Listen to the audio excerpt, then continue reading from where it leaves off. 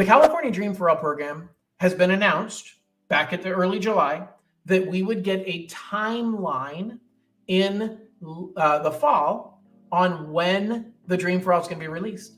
There's been so much misinformation out there. People are saying, oh my gosh, the money's coming in the fall. I had somebody call me up and say, hey, John, one of my clients told me that the Dream for All money's coming in the fall. And they said that, well, the kids are going back to school right now.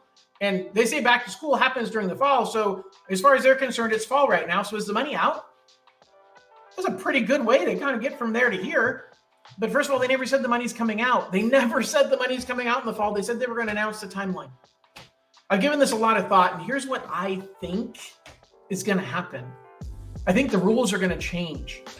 I think the state, as a matter of fact, I'm positive the rules are going to change, because right now the state agency, CalHFA, is waiting for the trailing bill. The money's been allocated, but the rules for the money hasn't been allocated.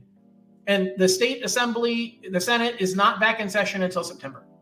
So they can't even start meeting and talking about this stuff until September.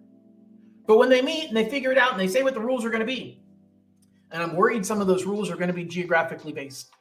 I was listening to some of the subcommittee hearings from earlier this year after the first release of Dream for All. And there was a lot of questions about where was the money used? Like what counties got the money and what counties didn't? And when senators and assemblymen start sniffing around a little bit, they start worrying about their district. They start worrying about, hey, I want to make sure my people got our fair share. They may put some rules in that say, hey, only so much money can go to each county based on the size of that county. I also think the state recognizes the flaw of the first time around. Last March, they released the money as a free-for-all. Come one, come all, send us your purchase contracts. Don't worry, we'll take care of you. And the money disappeared way quicker than anybody expected. People had to rush to find the home that they didn't love, they didn't really want, that they didn't know what they were getting themselves into, but they had to find something. The more I think about it, the more I realize the state's actually likely going to get smart about this. They're likely going to figure out a way to reserve money for people and give you some time to find a home, to know that you have the money there waiting for you, to know that not only have you been pre-approved, that's one thing, but that you've been selected, you've won the lottery, however they end up doing it, that the money is yours as long as you find a home and close escrow in a certain amount of time. It would be absurd if they didn't do something like that.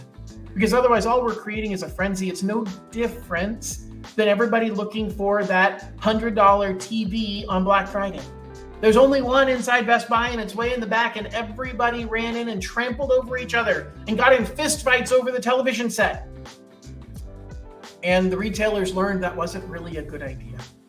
I think the state's going to be in the same position. They're learning that wasn't a good idea. That's not the way that we encourage smart home ownership. And that's what they're really looking to do, is to help people and encourage smart home ownership. So if you haven't already, stay tuned to me.